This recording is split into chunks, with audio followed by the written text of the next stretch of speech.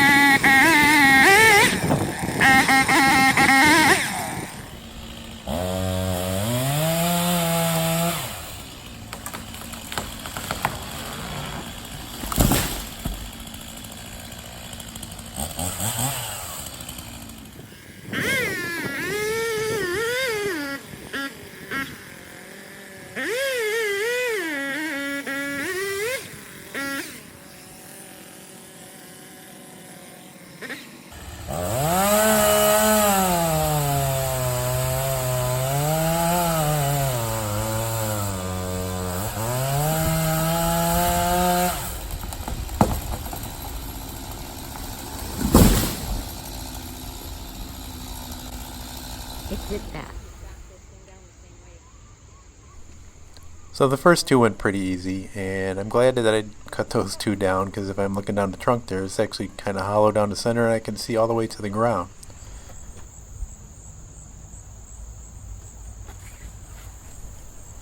This next tree has a good lean towards my shed, and it's got the bulk of its branches and leaves kind of on the shed side here, so just want to take a little precaution and wrap a rope around this one and just guide it down a little bit.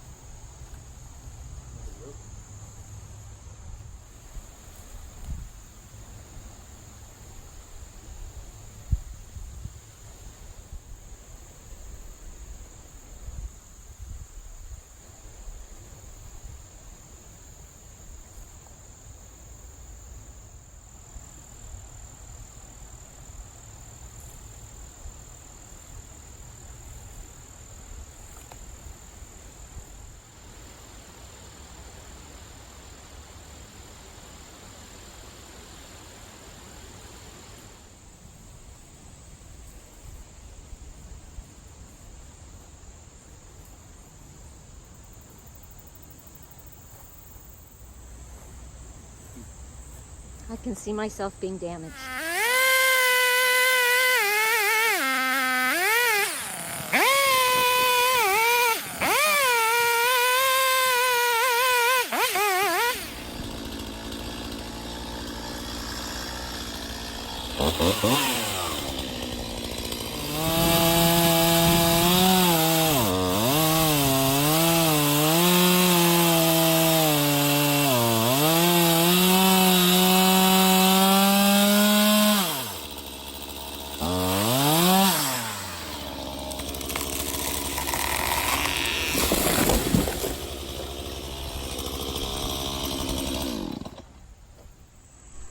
So I was pretty close to where I thought this tree was going to come down, and it worked out pretty good.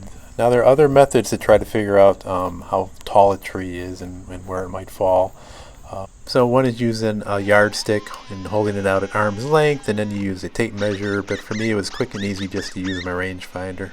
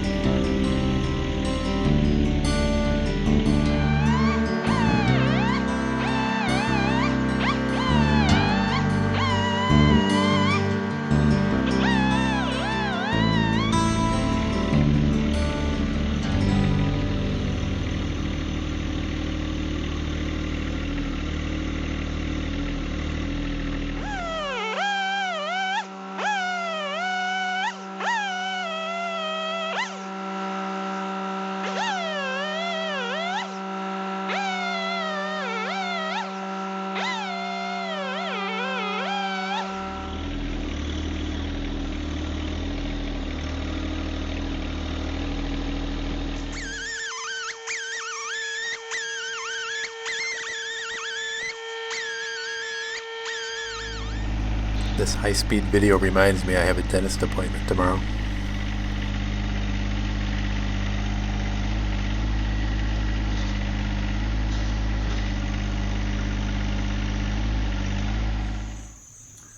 So I've got most of the branches cleaned up. Rain's starting to come down, and we're going to take a little break for the holiday weekend. And then I'm going to get back to it. I'm going to load up the carry-all and chop up the larger parts of the tree, load them up and stack them, and I probably won't split them until sometime in the winter. So thanks for watching. Hope everybody subscribes. I hope you like these videos, and keep an eye on us. Happy Labor Day.